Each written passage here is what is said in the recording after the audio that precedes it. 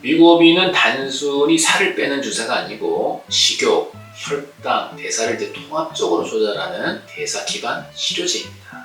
비만을 질환으로 접근하는 현대 의학의 이제 패러다임 속에서 위고비는 그 핵심적인 역할을 하는 것으로 이제 자리를 잡아가고 있습니다. 안녕하세요. 오늘은 비만 치료제 위고비에 대해서 말씀을 한번 나눠볼까 합니다. 웨이트 고 빅토리, 체중과의 싸움에서 승리하자라는 그런 마케팅 의미를 담고 있다고 합니다. 예전에 이제 싹센다 많이 들어보셨잖아요. 위고비는 싹센다 이후에 나온 약인데 모두 GLP-1 수용체 작용제입니다. 처음에는 이게 당뇨병 치료제로 개발되었는데 이후에는 이제 체중 감량 효과도 있다 이렇게 알려지면서 비만 치료제로 적응적이 이제 확장이 되었습니다. 임상시험 결과를 보면요, 위고비의 가장 높은 용량이 2.4mg이거든요. 이 2.4mg을 68주간 투여했을 때 평균적으로 약물을 먹기 전에 비해서 한 15% 정도 감량을 할 수 있다. 즉 100kg인 사람이 한 1년 반을 쓰게 되면 85kg 정도 이렇게 된다고 보시면 되겠고요. 2.4mg을 1년간 사용했을 때 주요 심혈관계 사건, 뇌졸중이라든지 심근경색이라든지 이로 인한 사망들을 20% 감소시킨 것으로 이제 보고가 되었어요. 체질량 지수 BMI라고 합니다. 이게 30 이상의 고도비만 환자이거나 이제 BMI가 27 이상이면서 고혈압 또는 고지혈증, 제형 당뇨병과 같은 만성 질환을 동반한 환자들을 대상으로 비만 치료제로 승인을 받았어요. 위고비는 단순히 살을 빼는 주사가 아니고 식욕, 혈당, 대사를 이제 통합적으로 조절하는 대사 기반 치료제입니다.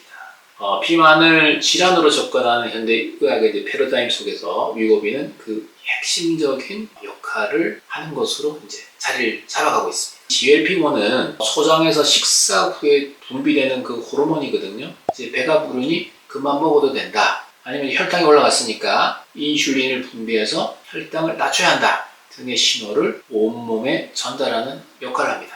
결국 이 위고비는 식후 혈당이 급격하게 오르는 것을 막아주고 전반적인 인슐린의 민감성을 높여주게 됩니다. 위고비를 맞으시는 분들 중에서 가장 많이 느끼시는 부분이 바로 식욕 억제 부분인데요. 이 위고비는 뇌의 시상하부에 작용을 하게 되는데 이 뇌의 시상하부에는 식욕을 조절하는 두 가지 중요 신경이 있습니다.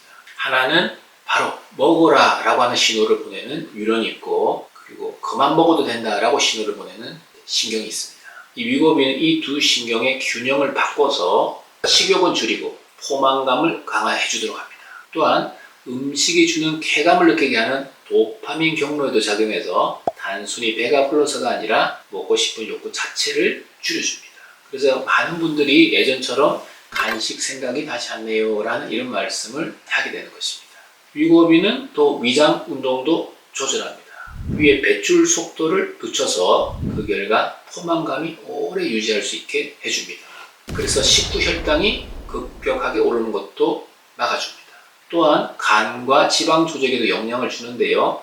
간에서는 포도당을 새로 만드는 과정, 즉 당 신생을 막아주고, 지방 조직에서는 지방 합성 유전자 발현을 줄이고 인슐린 민감성을 높이는 방향으로 작용을 합니다. 즉 단순히 식욕만 줄이는 게 아니고 몸속의 대사 균형 자체를 살이 덜 찌는 체질로 바꾸는 효과가 있는 것입니다. 위고비는 누가 맞으면 좋을까요? 위고비의 중심 작용은 식욕 억제이거든요. 따라서 고도비만, 만성 질환을 동반한 비만 환자 중에서도 식사량 조절이 중요한 분들에게 알맞은 처방입니다.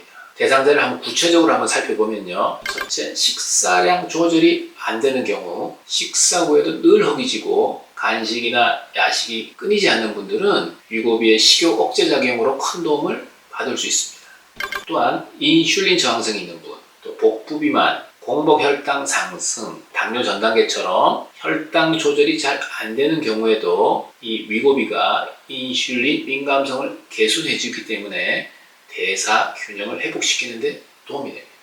세 번째로는 지방간이나 대사 증후군이 있는 경우에 위고비는 간 내에 지방 축적을 줄여주고 염증성 사이토카인을 낮춰서 비알코올성 지방간 개선에 효과가 있습니다. 그러나 반대로 주의해야 되는 경우도 반드시 있는데요. 임신 중이거나 수유 중인 여성은 사용하지 않습니다.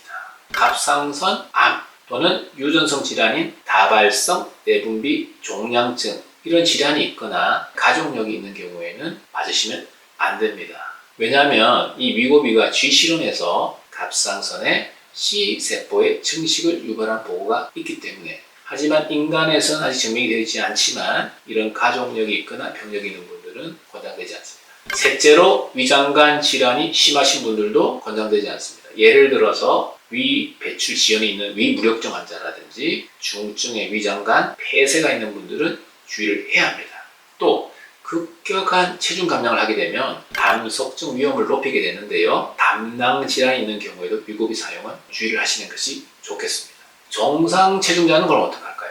정상 체중자는 임상시험 데이터가 일단 없고요. 근육이 살이 빠지면서 감소될 수 있고 영양 불균형 위험 때문에 권장되지 않습니다. 그리고 위험 목적으로 살을 빼고 싶으신 분들, 그런 분들에게도 권장되지는 않습니다. 위고비는 효과는 높이고 또 부작용은 최소화하기 위해서 반드시 저용량부터 이렇게 올라가야 되거든요. 5가지 제형이 있는데 0.25mg으로 시작으로 해서 0.5, 1.0, 1.7, 2.4mg까지 맞은 후에는 그 뒤부터는 2.4mg을 쭉 유지를 이어갑니다. 한 용량당 최소 한 달간 유지를 하고요. 마운자로하고 다른 점은 한 펜을 한 달 동안 사용해야 되기 때문에 펜 관리를 잘 하셔야 됩니다. 부작용으로는 대부분 호소하시는 분은 없으신데요. 알려진 것은 이제 위 배출을 막으니까 구역, 구토, 설사, 변비, 복통, 복부, 팽만 등의 소화기계 부작용이 가장 흔하다고 알려져 있습니다. 그리고 두통, 어지러움, 피로감 등이 있을 수 있고요. 당뇨약을 동시에 복용하는 경우에는 드물지만 저혈당이 발생할 수도 있다고 알려져 있습니다. 체중 감소가 되면 이제 담석증이 잘 발생할 수 있거든요. 그래서 담석증이 발생하거나 췌장염이 드물지만 생길 수 있고요. 탈모의 부작용도 보고되고 있습니다. 매우 희귀한 부작용으로도 얼마 전에 이제 신문에도 실렸는데 시신경 관련 이상이 보고된 적도 있습니다. 요약을 하면 위고비는 인간의 GLP-1 호르몬 유사체이고요. 체질량 지수가 30 이상의 고도 비만 또는 체질량 지수가 27 이상이면서 당뇨, 고혈압, 고지혈증 등 대사질환이 있는 분에게서 체중 감량을 통해서 대사질환의 개선에 도움을 줍니다. 하지만 식이 조절과 운동이 병행되지 않은 상태로 위고비를 사용하다가 끊어버리게 되면 다시 살이 찌는 요요 현상을 경험할 수 있기 때문에 반드시 식이 조절과 운동을 꾸준히 실천을 해야 되고요. 체중 감량의 보조제로서 위고비는 사용해 볼 수 있다. 이렇게 생각하시는 것이 중요합니다. 지금까지 여러분의 건강지킴이 속닥터 유수영이었습니다.